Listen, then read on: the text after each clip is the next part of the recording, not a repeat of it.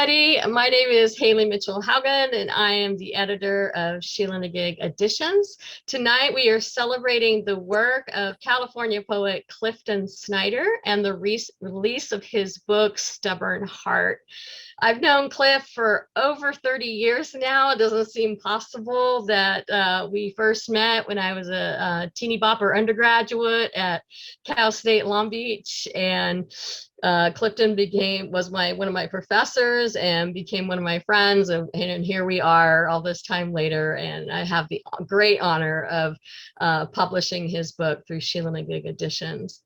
I'm going to give you a little bit of bio on Cliff, and we'll have a great reading by him. And we also have a great lineup tonight of contributors from Sheila-Na-Gig 6.1 online. So we have a great evening in store. So Clifton Snider is the internationally acclaimed author of 11 books of poetry, including Moon Man, New and Selected Poems, and The Beetle Bump, and 4 novels, the most recent of which is his historical novel, The Plymouth Papers. He pioneered LGBTQ literary studies at Cal State University, Long Beach. He's a Union queer literary theory critic, and he has published hundreds of poems, short stories, reviews, and articles internationally, as well as scholarly book, The Stuff That Dreams Are Made On, a Union interpretation of literature. Clifton Snider holds a PhD in English literature from the University of New Mexico, and he's retired from teaching at California State University, Long Beach in 2009. He's the recipient of the Lord Whitman Award from Out Loud, A Cultural Evolution in 2018. And his work has been translated into Arabic, French, Russian, and Spanish. Such an honor to have you with us, Cliff. Welcome. Thank you, Haley, and thank you for having me and for publishing my book. I think I'll start out with a relatively light one. It's called Safe Space. Yoga was a safe space for an introvert like me. The only man tonight, I arrived late, avoid the chatter, content to yield to our instructor, a new mother. She praises our amateur poses. My favorites, Tadasana, mountain pose, Shavasana, corpse pose, and final lotus pose, hands folded, head bowed. Our teacher chants in Sanskrit, and we finish Namaste. At the front desk is a new woman, a temp. She is missing when I return from the men's room, as are all the other women. And I am locked inside the wellness center with no smartphone, no wallet, no modern convenience, but the dead computer and the phone at the desk. I call 911.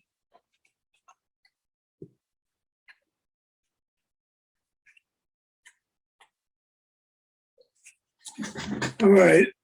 Somebody told me that one of his favorite poems from this book is Stonehenge, which I finally got to visit after several trips to England and failing to visit it. So this is my poem on Stonehenge. Gray sky and blackbirds on the bright green grass, and red poppies and white daisies pop from the soil. And now, this very day, we humans watch and marvel and document with zoom lens cameras and smartphones. We mill around in solemn joy, witnesses to a world-class celebrity in stupendous isolation, massive stones erect and lying atop the others, or on the ground, a mutilated mandala, earthbound, moss-covered, majestic. The wet sky assaults completes the circle for a single day.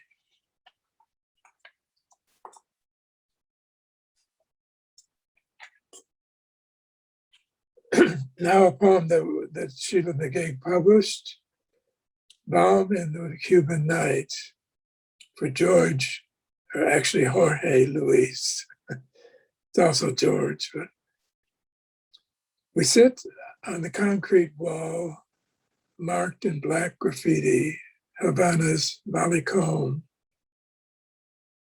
the lighthouse of El Castillo del Moro, beams a single light behind us at twilight.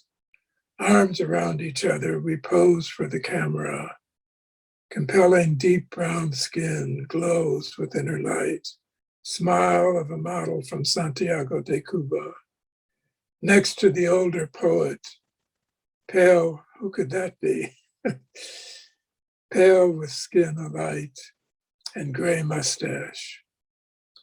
Lightning flashes in the distance over the city, beyond construction cranes. He warns of the cannon boom from the castle, thunder in the dark at 9 o'clock, remnant of Spanish rule, call to curfew. And so it blasts, and we take our walk, smartphones, lights the way, to a ride together in the backseat of a 50s Dodge convertible, red as the blind blood flooding my heart, emerging magic and mystery, Cubano y Americano, making some kind of magic in the balm of the Cuban night.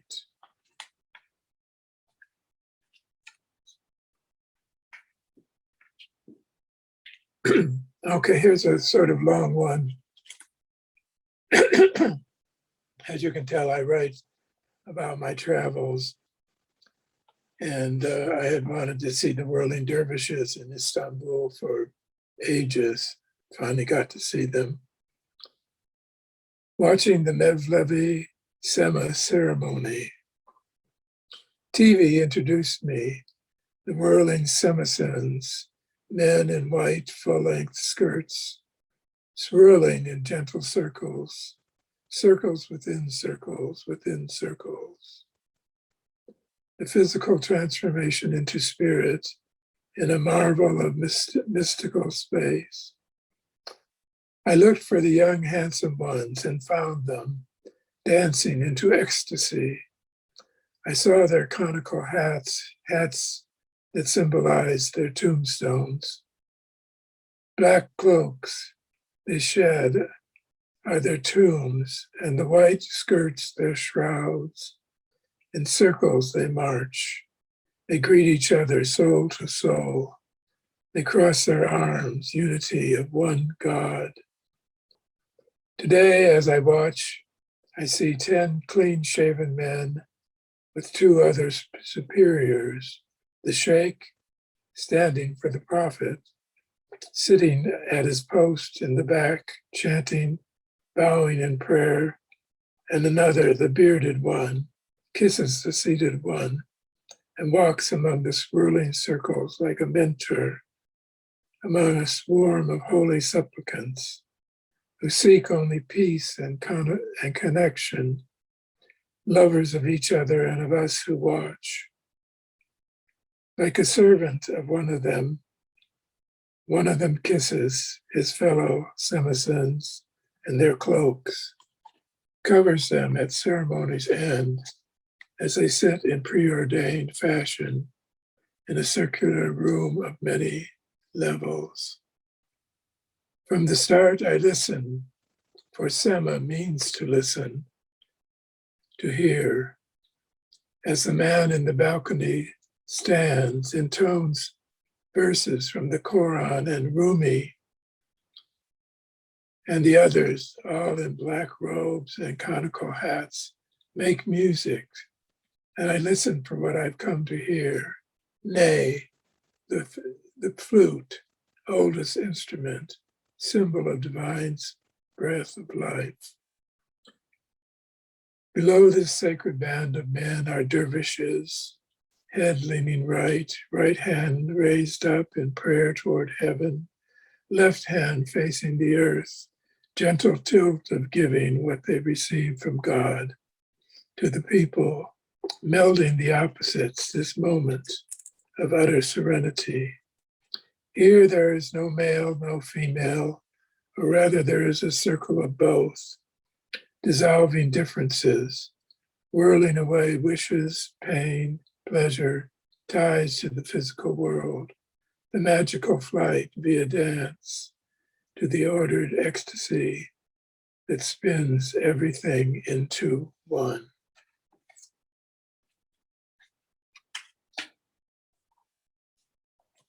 Thank you. The first section in the book is about my ex of 19 years and our breakup and then his eventual suicide. I'm going to read one poem from that called True Love. That'll be my last poem.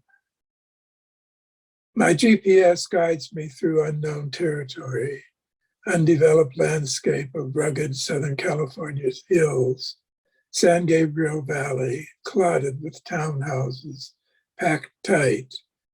And I hear a Cole Porter song on my iPod, True Love, sung by Elton John and Kiki D.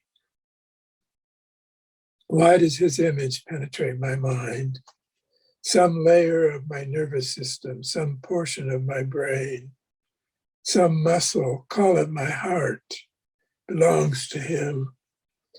He was my happy place when the dentist drilled or the surgeon cut, when we looked to each other by turns embraced on the bed, and I ignored the stench of liquor on his breath, malady that poisoned our togetherness, twisted and strangled his brain cells, sullied, but did not kill my heart, my stubborn heart. Thank you. Thank you, Cliff. Thank you so much. I think I interrupted you putting that link up on the chat. I'm sorry. I didn't mean to interrupt your poem there. Thank you for the reading and for the gift of those poems to Sheila-Na-Gig. I'm so honored to publish that book. So thank you so much. And I've been honored to nominate Cliff's book for Lamba Literary Award too. So let's cross our fingers on that one and hope to hear good news from that. Yeah. All right, thanks. Does anybody want to ask any questions of Cliff or have any comments of him before we start the open mic portion of tonight? Anybody want to jump in? You can also chat after. Yeah. Everybody's being shot. I have a question / observation. Cliff, I really liked how you wove through what I would take to be your practice of meditation and yoga. You know, I heard that through some of the poems, and I wonder if indeed that you are a practitioner of yoga, meditate, and so forth, how that influences your writing in terms of being able to focus on writing, and also how that enters into your poems. Yes, I do meditate, and until the pandemic, I was going to yoga regularly, and they do help balance my life and between the heart and intellect, and it gives me inspiration to write, as I guess that showed in my verse. It does. Thank you. Yeah. Thank you. Right. All right. We can chat a little bit more afterwards. Sometimes people don't like to chat when we're recording. We can chat when the recording's over. All right. We're going to move now into our open mic portion of the evening. Our readers tonight are all published in Sheila-Na-Gig Online, volume 6.1, which was our fall 2021 issue. So very happy to have you all here. And our first reader is happy to welcome Susana Gonzales. Hi, thank you.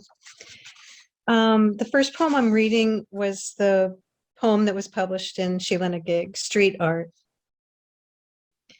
Artistry reigns here on Dolores Street. The muse of poverty walks the night alleys, inspiring high art and a new classicism. A dead chicken's guts paint the sidewalk. Its severed head lies nearby like a scene from Bosch. Around the corner, the asphalt glitters with a rainbow of broken bottles. A burnt mattress leans like a sculpture against the cinder block wall, blackened metal on ash, illustrating despair. The guy dumping out his car trash with the greasy painted face becomes a performance art of private poverty titled "This Mess of Unemployment." Months of anguished cigarette butts co-star in a curbside finale. Then dawn rises like a proscenium curtain, unveiling gray trash splayed out in a wide open arc of desecrated arms and legs. There it lies, the new Vitruvian man. The dog strains to stop and sniff him, and I pull her leash hard. Thanks. And my second poem is after January Gill O'Neill, who had written The Little Mermaid Walks Away. And I sort of took it as my inspiration to write The Little Mermaid Dives Deeper. There are too many liars on land. Each fairy tale creates an unanswerable wish for every living girl who is surfacing, who hasn't yet realized currency can be found on her own ocean's floor. My body is your myth. You'd like to believe that I long to become untangled. You like to tell the story of how I sacrificed a kingdom for love. How perfect does an apple taste? Ask Eve.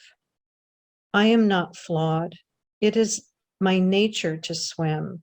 So to want a prince with pronged feet who merely makes footprints instead of meaning means to destroy my agency that cannot be built again.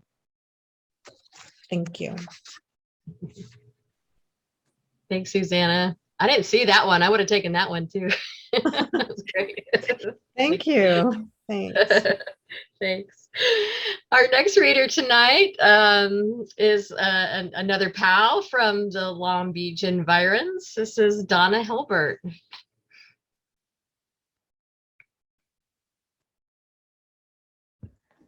Okay, a pleasure to be here. I love Sheila-Na-Gig, Haley, Clift, Long Beach in general. A pleasure to be here. Both of the poems I'm going to read tonight are from my forthcoming book, Thrinity, which will be published by Moontide Press. And here's my poem from the last issue, Apophenia. The morning after the slaughter of hatchlings, a lone heron flies from the west to nest atop a palm tree. I walk the beach, and in everything I see, there is heron. In the carcass of a tree washed ashore, one root appearing like neck and beak twisted toward the boardwalk, as if to watch for passers-by. Sometimes I think the eye is like the mind, intent on meaning, in love with signs, the way that after your death, I would see you, tall and lean, our dog on leash, distant walker from land far, far from reach. The next poem I'll read was published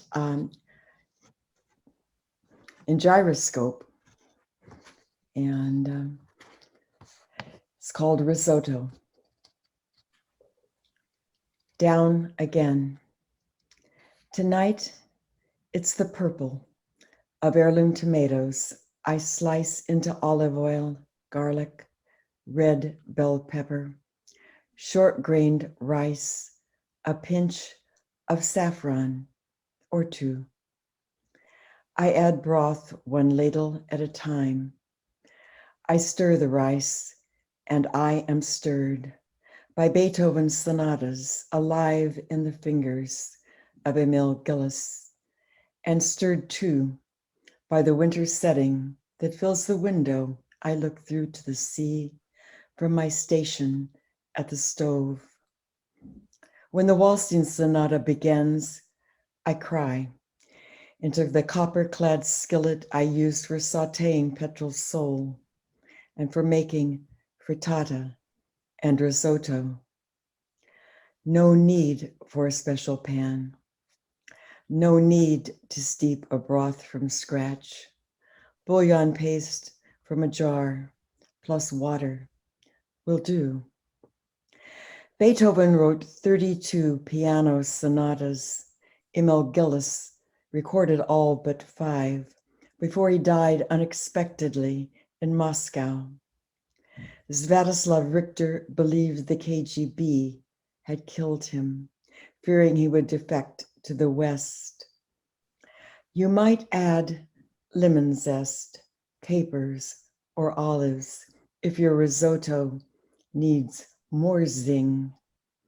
All that really matters is the stirring until every bit is tender. Add broth, stir.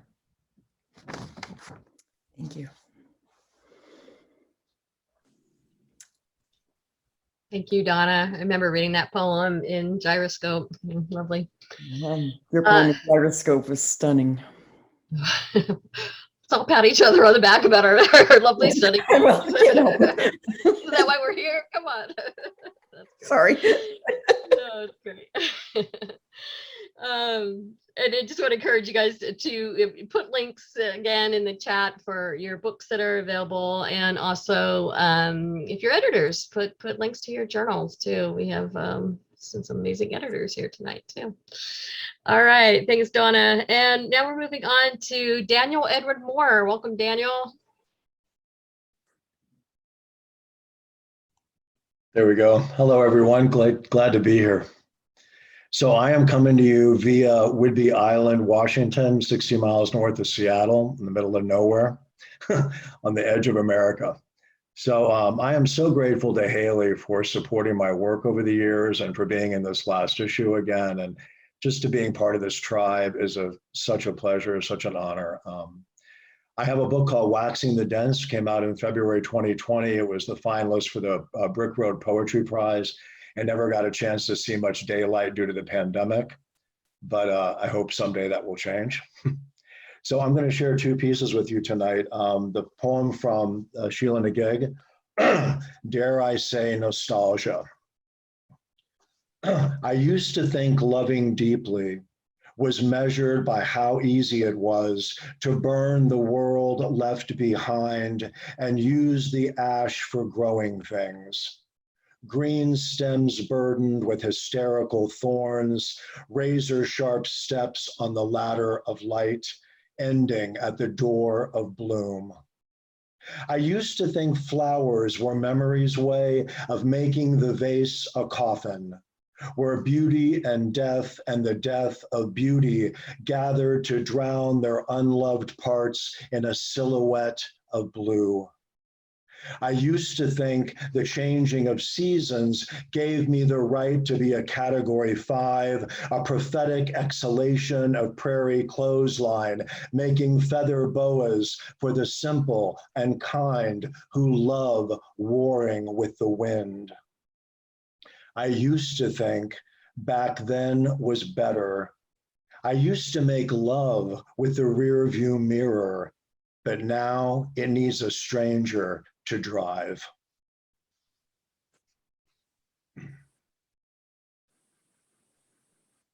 The next poem is called The Sky's Prayer. This is part of a new chapbook that the poet Mark Simpson, another Whidbey Island poet, and I just completed. It's called Dear Neo-Pastoral, excuse me, and it's looking for a publisher.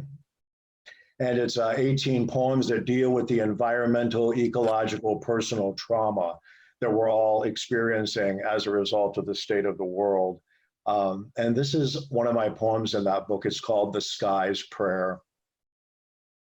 Our ozone, who art in heaven, who grace the world's spinning skull like a helmet made for warriors, now a veil of smoky lace in the yellow teeth of progress, hallowed be thy name. Your fire falls to earth as we bring ours to heaven. Consumed by the carbs of more and better, we gave you our daily bread baked in delusion's ovens. Forgive the flames of greed that turned clouds to ashen storms, as we cannot forgive ourselves for making earth a memory. Deliver us from evil, or the fantasy at least. You, the crown that fit us all, worn until we lost it, until clouds of ocean steam became the power and the glory. Thank you. Thank you, Daniel. It's nice to, I don't know if you've been on one of my events yet. It's nice to meet you finally. Okay. All righty. And our next reader up is Elya Braden.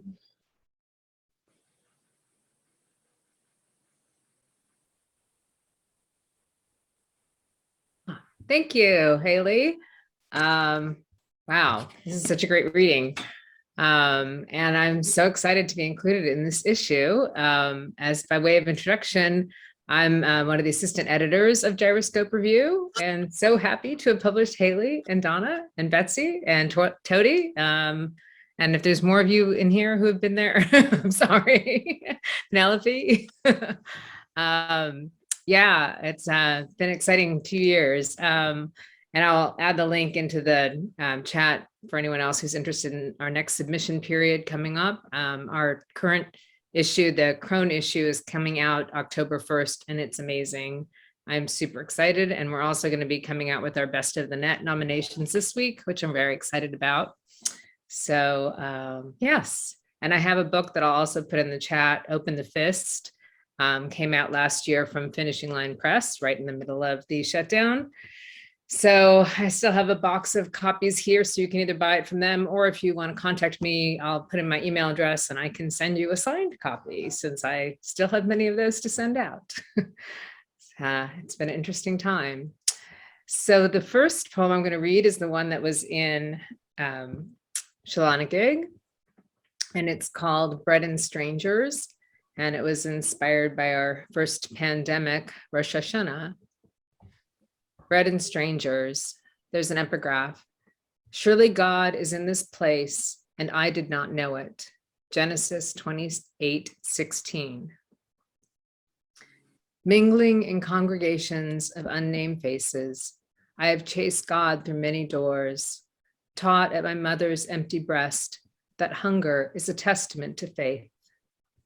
In this time of pandemic, I am again a wandering Jew, leapfrogging from Zoom to Zoom, cyberspace surveillant of mishpacha, from sunset beaches to Rocky Mountains, to New York's crowded chanting in unsynced melodies. I've lost all sense of home. I join a group of loosely braided strangers near Lifeguard Station 23 for Tashlich.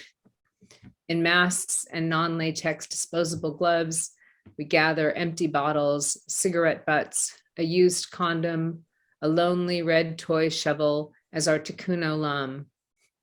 If it were only that easy to heal the world. 7 people, 14 hands, and miles of sand we will never touch. Don't think, I tell myself, of the islands of plastic clogging the arteries of the sea. We fill a grocery bag as we march from parking lot to surf. I burrow my feet into wet sand, ground myself. Is God here? I squint into the sun's reproach, splintering the waves, sunder the day-old role I brought to serve as my modern-day Azazel. What rituals we have conceived to relieve the chafing weight of all our daily failures. Every tower I build undone by tide. And yet, each day I wake to feed the cat and weekly shop for two fragile neighbors who wipe down every egg, apple, milk jug, pickle jar. Now I reach into my bag, cast a fistful of bread into the waters to expunge my sins. The seagulls shrill a chorus of gratitude as they tussle over crusts and crumbs. Thank you. And the second one was published this year by Red Fez and was recently nominated by them for Best of the Net. So that was very exciting. And it's called Game Theory. I hand out decisions like umbrellas, hoping others will ward off the rain. I forget that not choosing is a choice. On family car rides, I played DMZ between older brother and younger sister, became a city of shattered buildings and feral cats. Their frustration fattened on my passivity. On the eve of my divorce, I let my husband choose who keeps the house, who flies the coop. Every choice an illusion. He's driving the car, but I've severed the brakes. My parents taught me that anything can be a weapon, a belt, a brush, a telephone bill. Yet I've learned nothing of game theory. I can't imagine that when he says, I'll keep the house, he means the children.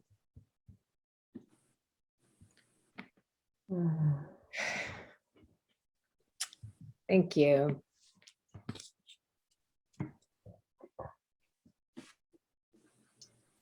Thank you, Elya. I don't take a lot of long poems on Sheila-Na-Gig online, but the first one you read was, one of the longish kind of ones, and yeah, they don't always get my attention, but yours did. So, Thank you. Yeah, it's a longer one for me too. And that says more about me as a lazy reader than all the poets out there who write lovely long poems. But yeah, thank you. All righty, our next reader tonight is Clarissa Jacobsons. Welcome, Clarissa. Hi, I am just so thrilled to be here and to join the family of Sheila-Na-Gig. I really am so impressed with your work. Thank you so much. I'm going to read first, it's a prose piece, and it's kind of dark because I was born towards the end of World War II in Germany. And when my parents died, I inherited papers. And I've been shifting and working on a book, which is called The Last Stronghold. So, Ragged Trail of Bones. After historical research by Daniel W. Michaels, retired Defense Department analyst and Fulbright scholar. This was published in the Cleveland Scene magazine very recently. The last man called to work detail was always shot. In articles and firsthand texts, I learned that under the Yalta provisions, the US, UK, and Russia agreed to use POWs, German, in Gulag reparations. Each laborer received less than a pound of black rye. Productive workers earned a tad of meat, sugar, veggies, or rice. Almost 1 million POWs died after a decade of forced labor. 10,000 men survived. My father lived. In 1945, Brit and US authorities ordered German militia forces to deport thousands of Lithuanians, I'm Lithuanian, Latvians, and Estonians to Soviet camps. Cattle cars transported 9 million prisoners, including my father. Selected women were raped, paraded naked in front of camp officials, promising easier workloads for sex. 1 out of 3 inmates died the first year. By 1953, 12 to 20 million perished, succumbing to exposure, hunger, exhaustion, and malnutrition. The wooden marker with the deceased inmate's identity was affixed to the left leg. Gold fillings were extracted and cut. Skulls hammer smashed, chest spiked with metal rods. Bodies thrown into unmarked graves. Somehow my father survived Nazi concentration camps and the Stalingrad Gulag. Released beyond reason, he never mentioned the past ordeals harbored in his bones. Without question, silence reigned in our home. He spent days in quiet labor at the Solon Medical Office, Bedford and VA hospitals, doctoring patients to bring forth life. I research while the Gulag system disappears from our landscape. What can I do or say but remember to wipe clean the empty shoes lining riverbanks? I need to exhale. And this is the poem that was published by Sheila-Na-Gig, which is also coming from papers. The Last Stronghold. Breslau, the last stronghold of the Third Reich against Soviet forces, was seen to a siege lasting 14 weeks that cost the lives of 170,000 citizens. An estimated 70% of the city was destroyed by the Red Army. My friend, I have a secret to share about mending yellow-stained papers. There's something about neat bundles buried years under. Sunlight brightens fractured cobwebs in my swollen palms. Father signed these papers in dark ink. Sweat spirits prowl flimsy records. Bear with me. Consular branch office of the political advisor, Frankfurt am Main, May 1950. Personal Fragenboden, birthplace, Pomzadai, Lithuania. Eye color, blue. Profession, physician. Internment, Thorn, Breslau, Posen, Leslau, and Stalingrad. 6 years, 4 months, 12 days. Father, tell me, which was worse, Stalin's Gulag or Hitler's concentration camps? Do bodies stacked like river logs retain warmth or merely separate life from death? Why did you leave your homeland? Fear. Russian communist. Lineage. Father died when I was 6. Mother disappeared in 1943. Languages. I can speak and write Lithuanian, German, English, Russian, and Polish. And I remember parental tongues rolling Lithuanian, Polish, Russian words into one scrambled secret sentence. English name, Mikavicius. Polish name, Mickiewicz. Destination, I want to be reunited with my family in Chicago. bare trees remain, the only witness. Thank you so much for listening. Thank you so much, Clarissa, for being here.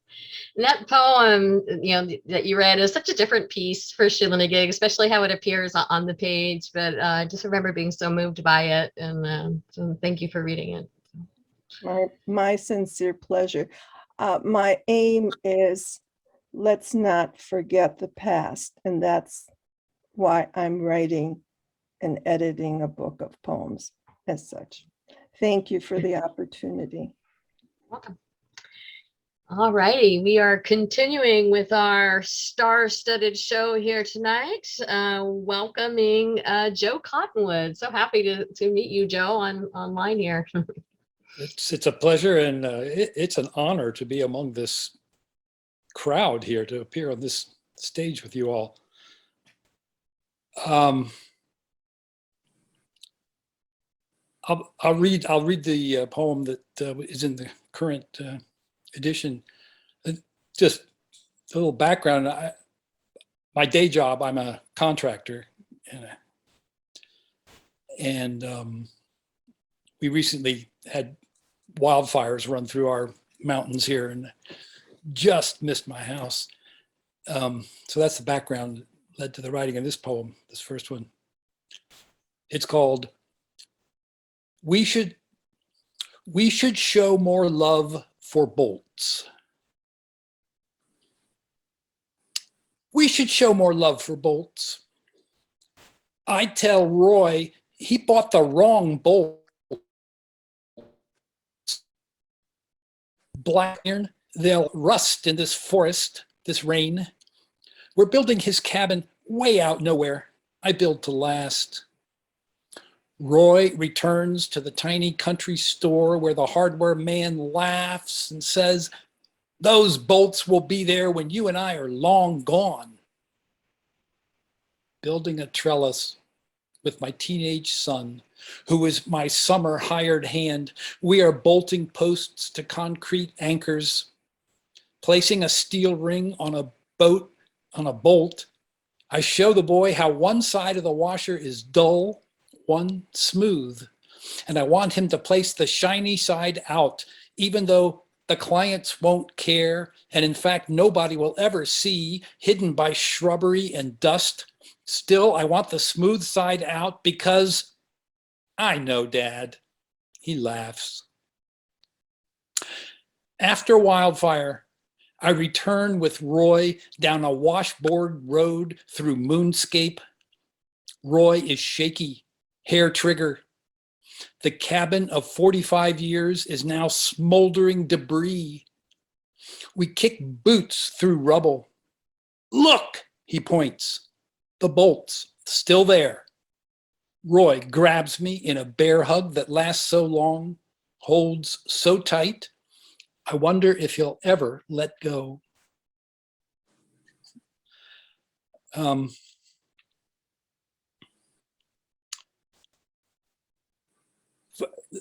other poem I'll read is also from Sheila-Na-Gig, but I've changed it. And Haley, I respect your editing, and I'm glad you accepted it. But looking at it recently, it just bothered me. It didn't seem quite right, so I rewrote it. I deleted 4 lines actually, and changed the ending a little bit. And I just posted it today on Facebook, and it got a great reaction. So I'd like to read it here.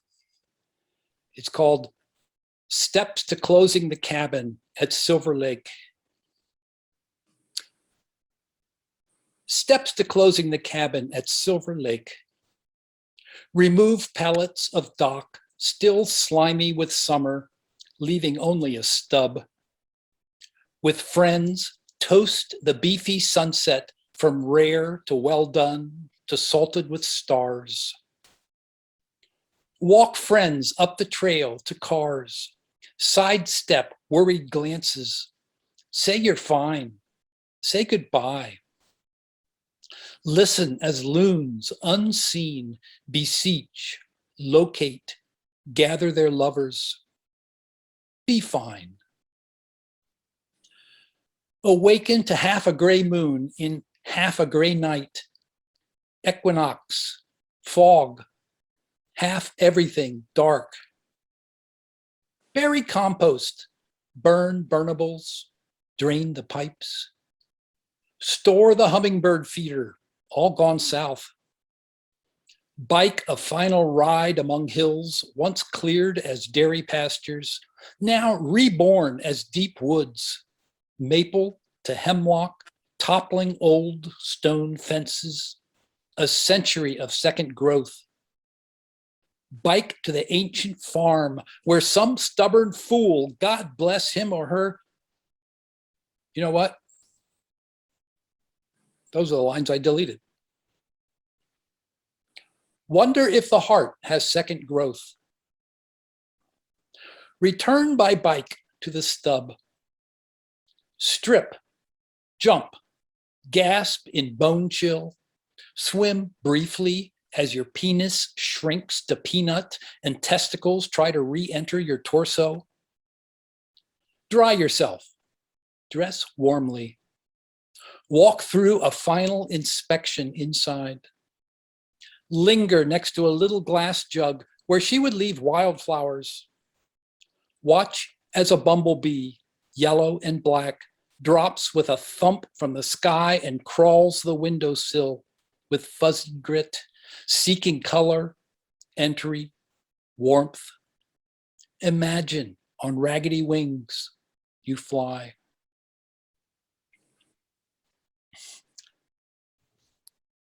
I'm sorry, Thank I you, didn't realize I didn't realize I was reading the unrevised versions. Revising it as I read. Anyway. Telling you that first version was fine, or I wouldn't have taken it. Thank you for reading both of those. That first one you read about the bolts, that's such, in my mind, such a quintessential Sheila-Na-Gig poem. Conversational, accessible, that has that moment that just kind of grabs you at the end. That, in my mind, that's a Sheila-Na-Gig poem right there. So thank you for sharing. So that's the formula. I have to remember that. That's it. That's it. Okay. Voice, image, something that kicks you in the gut. That's what I go for. Okay. All right. Where are we? So we just have where are we? We have 4 readers left for tonight, and our next reader is one of our Best of the Net nominees for this year. So welcome to Cynthia Anderson. I'm having a little trouble with my internet. Can you hear me all right? Can you hear me all right? Okay, great, because from my end, it's not so good. So anyway, I'll read a couple of poems published in Sheila-Na-Gig, and this one's from the current issue. And it's called Give Me Dreams.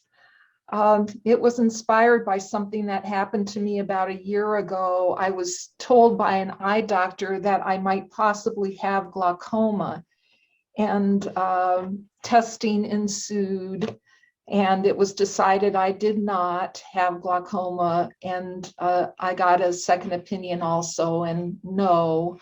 But I'll tell you something, I tried to take what doctors say with a grain of salt, but that really got to me. I was upset, and I was not wanting that to happen to me. So that gave rise to this poem. Give me dreams.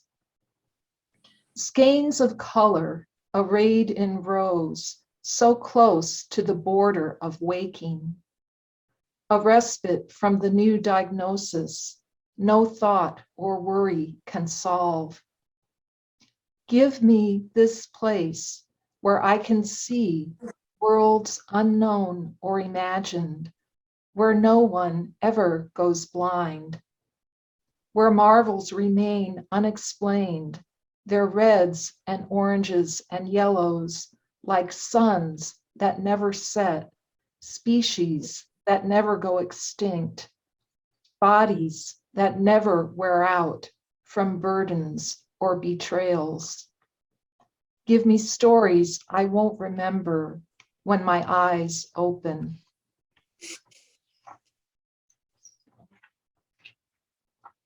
And this next one is the one that Haley nominated for Best of the Net, much to my surprise and wonderment, but thank you very much. And this poem is about Iceland, actually, which is a place I've never been, but still want to go to. And this poem kind of fits in a funny way with the first one that I read, as poems often do. So this is called The Interior. No one lives there, too remote, merciless, a place for outlaws in hiding, not meant to sustain human life.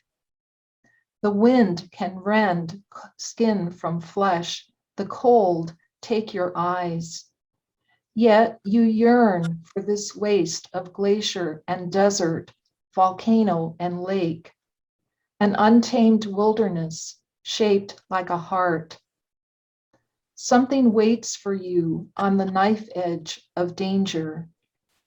The chance to be someone else. The chance you might not return.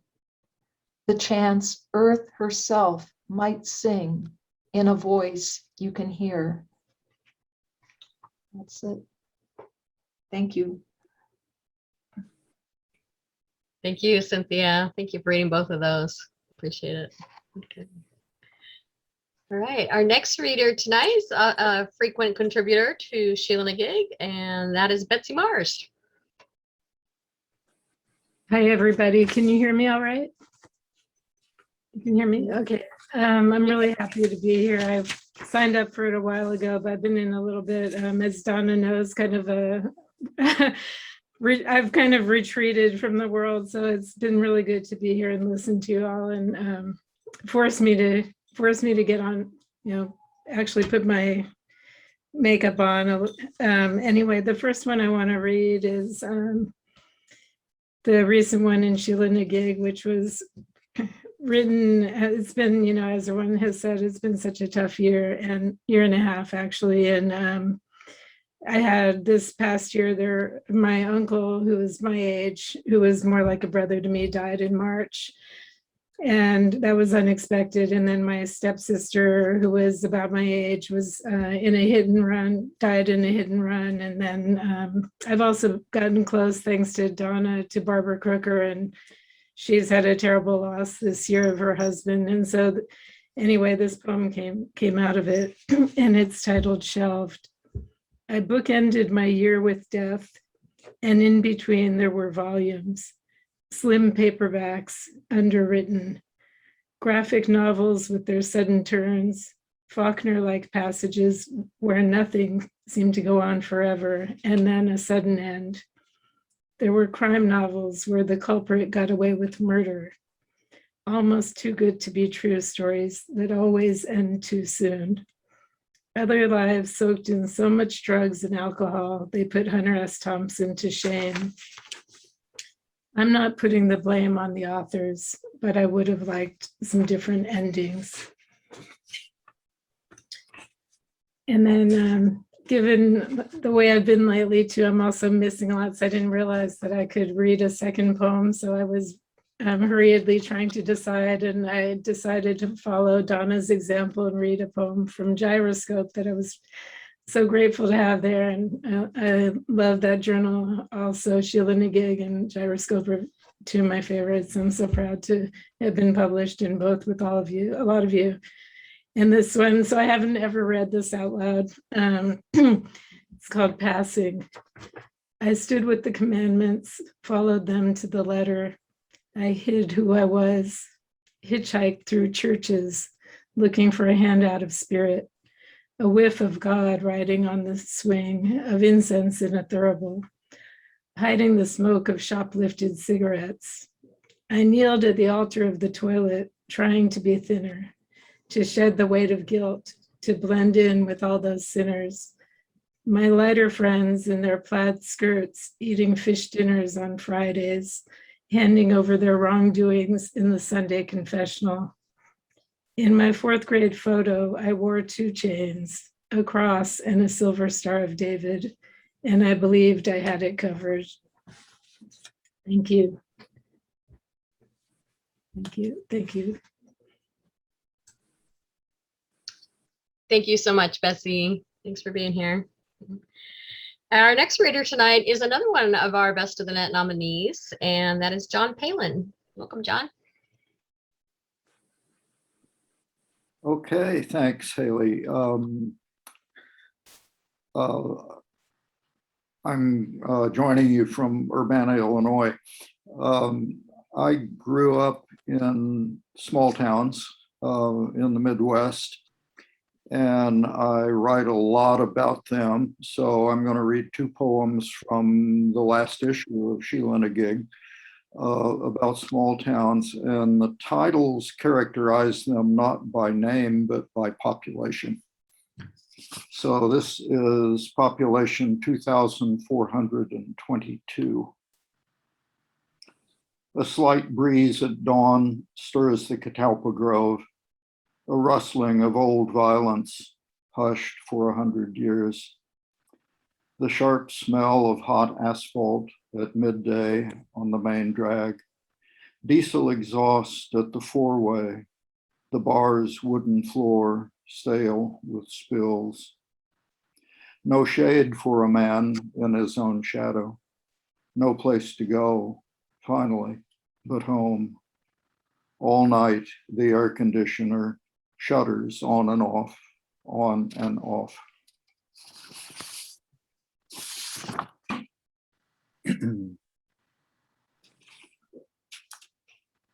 And this one is population 546.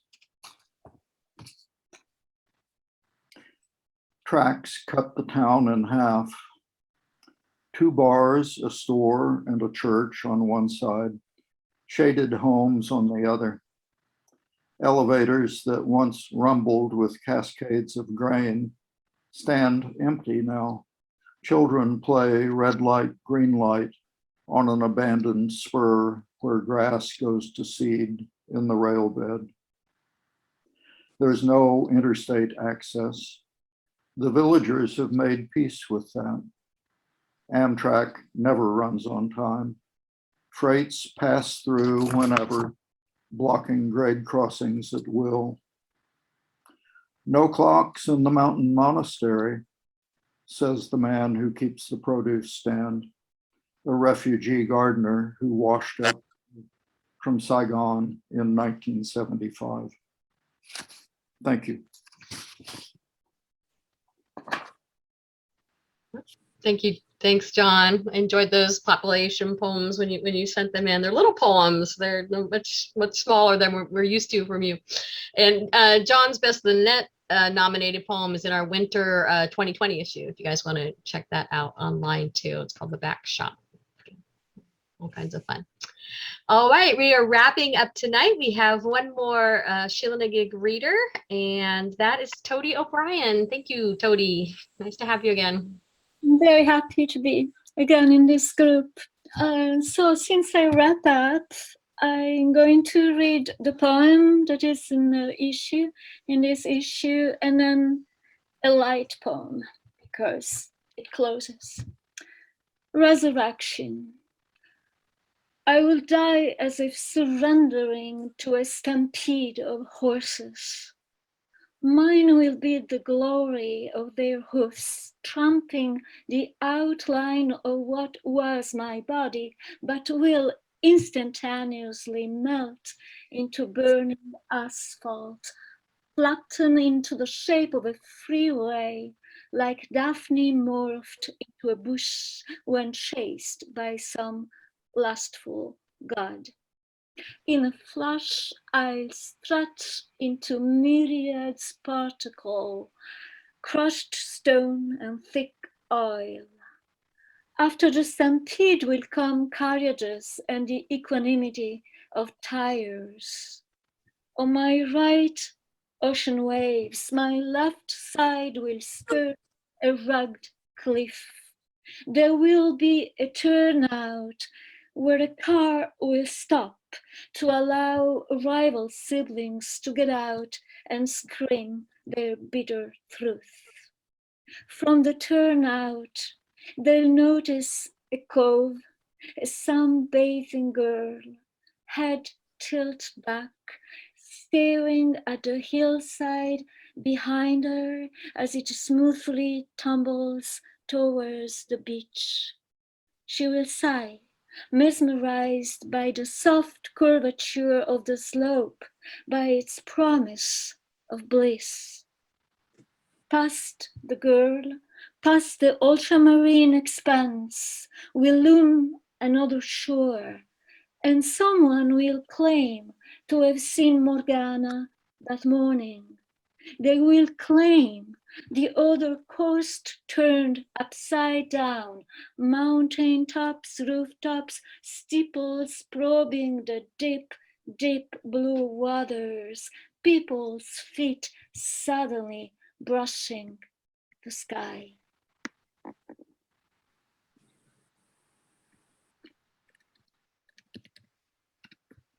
And that's my other one.